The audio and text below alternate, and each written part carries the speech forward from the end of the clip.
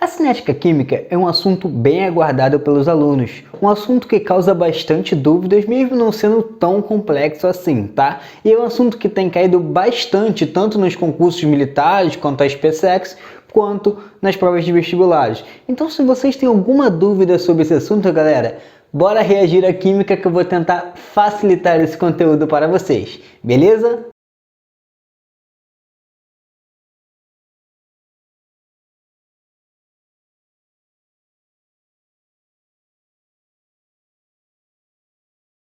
Quando a gente estuda, qualquer assunto relacionado à química, sabemos que misturar a química com o nosso cotidiano é a forma mais fácil de entendermos esse assunto. E com a cinética não poderia ser diferente, né?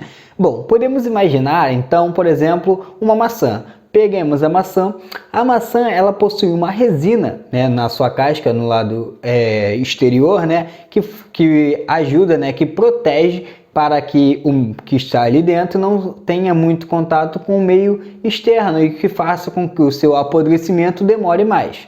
Mas caso a gente morda essa maçã, o que vai acontecer? O que está ali dentro da maçã, lá no meio interno dela, vai entrar em contato com o ar, o que vai acelerar a sua oxidação, ou seja, o seu apodrecimento. Uma forma da gente diminuir,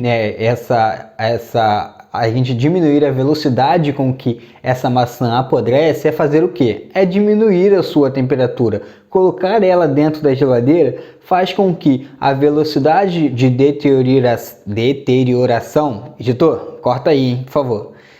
O que faz? Faz com que essa velocidade diminua, tá? O contrário, a gente também é válido. Tá? Por exemplo, a gente sabe que no verão as frutas elas apodrecem mais rápido se elas estiverem do lado de fora da geladeira. Por quê? Porque o calor acelera, faz com que essas frutas elas apodreçam de forma mais rápida. Então a temperatura ela tem um forte impacto na velocidade com que as reações acontecem. Mas para que você entenda completamente como esse processo ocorre, é necessário que vocês deixem seu like nesse vídeo para estar fortalecendo o meu trabalho, ajudando para que eu possa continuar aí postando esses vídeos aí semanalmente. Beleza, galera?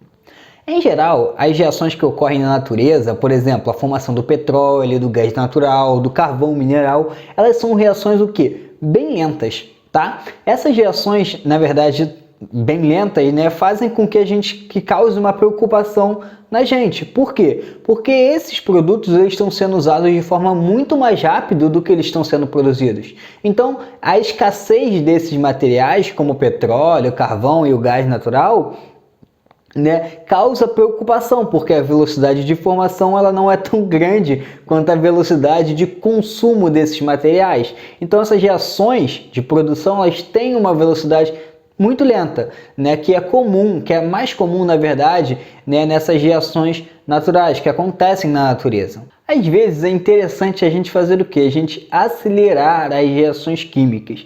De que forma que a gente vê isso no nosso cotidiano? Bom, por exemplo, a panela de pressão ela é uma forma de acelerar o cozimento da comida que a gente está fazendo, tá? Os airbags eles são uma reação que são acelerada para que, quando aconteça um acidente, a gente se proteja. Além disso, também o processo de secagem do gesso ortopédico ela é um processo que é uma reação acelerada. Então, acelerar as reações em certos casos é importante, tá? Da mesma forma, desacelerar as reações também é importante. De que forma? Por exemplo, a ferrugem. A ferrugem é um problema que gera muitos custos, tá? Tanto para um país em si, tá?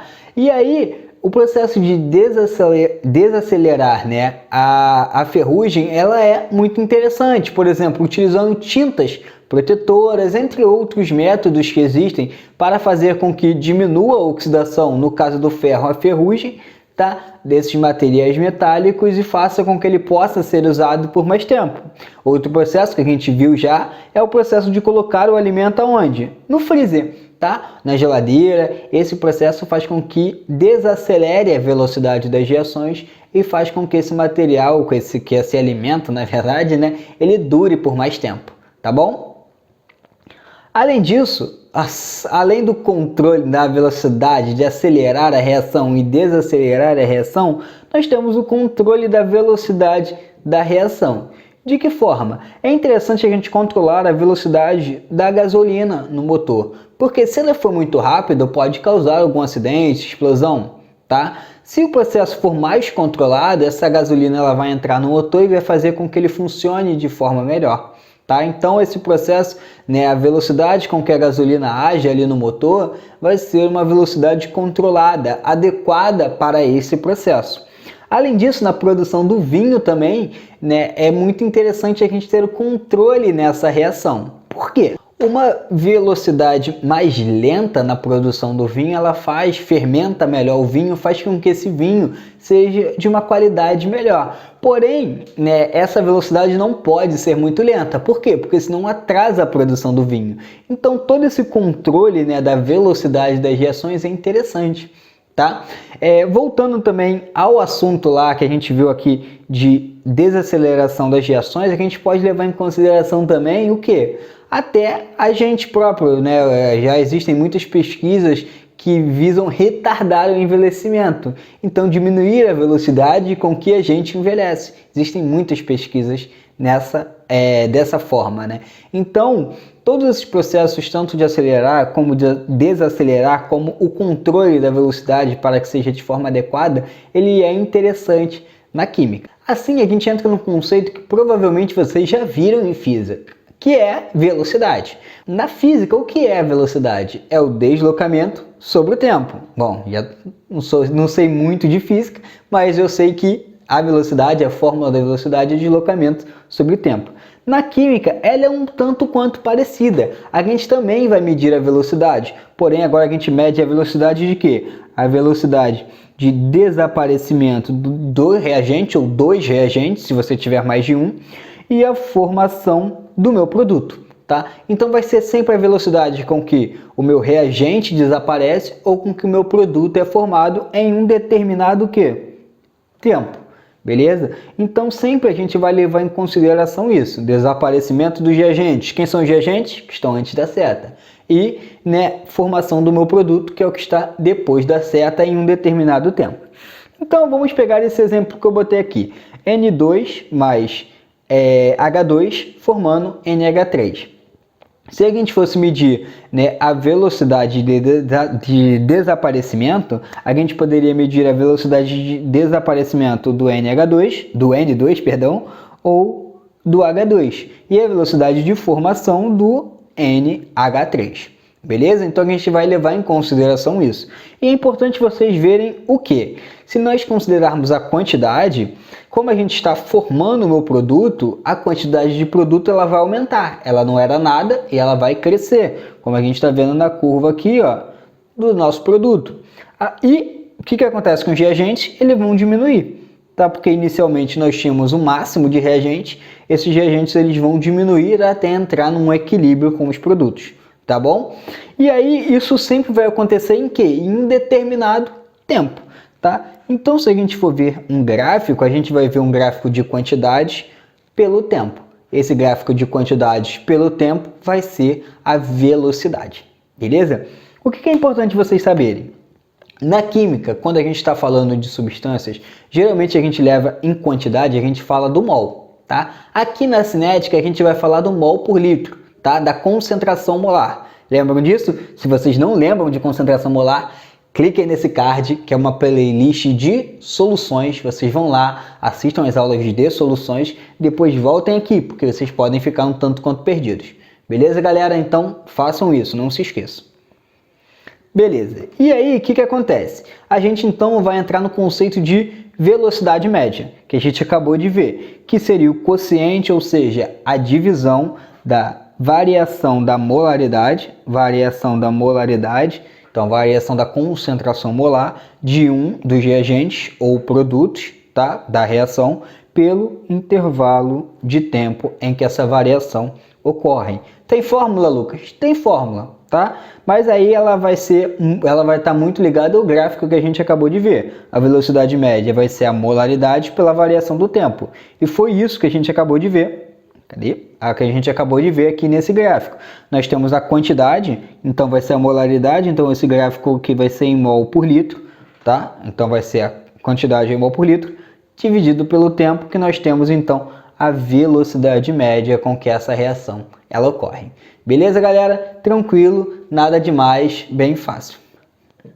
Bom, e aí o que acontece? Existem duas formas de nós medirmos, né, a velocidade da reação. Existe o processo químico e o processo físico. Como é que funciona? Bom, o processo químico ele geralmente leva em consideração a reação mais lenta, tá? Vocês já viram, né, as reações, por exemplo, a reação que a gente acabou de ver aqui, né, da formação do NH3, essa reação geralmente é reação global, tá? As reações quase sempre elas acontecem em mais de uma etapa e a gente sempre coloca a reação global quando a gente fala de cinética, tá? Mas na verdade existem, na maioria das reações químicas, né, na maioria dos processos, existem mais de uma etapa, tá? E como a gente fala de processos químicos, a gente vai levar sempre em consideração o processo mais lento, a reação mais lenta.